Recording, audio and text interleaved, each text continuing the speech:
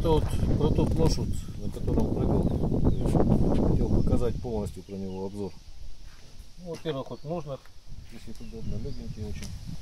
Не взвешивал, правда, еще, но думаю, в комментах напишу, сколько весит. Вынимает, сам, значит, он не выпрыгнет, одной рукой вынимается.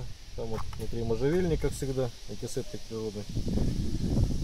Ну вот по поводу попросили показать, что вот чем тундровый якут хороший. Сейчас вот покажу. Вот урок лося построгаем для начала, чтобы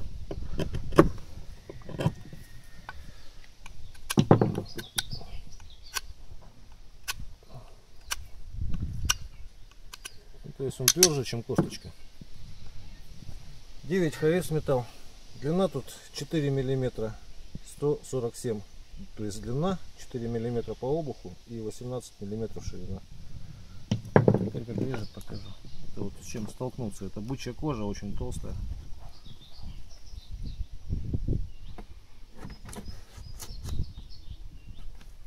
Примерно видно когда.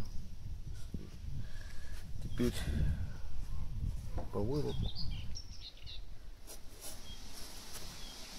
Выруб тоже показатель, особенно толстый такой. Ну и по газетке. Эта газетка, она спрашивают многие почему, но она просто показывает, как режет нож.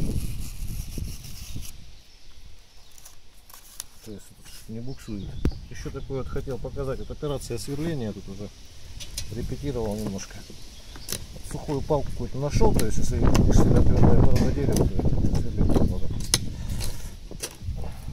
Тоже видно, что масло.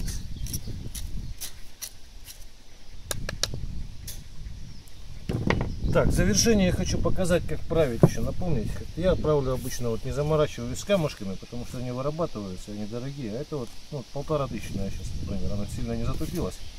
Вообще можно 400 примерно наждачкой.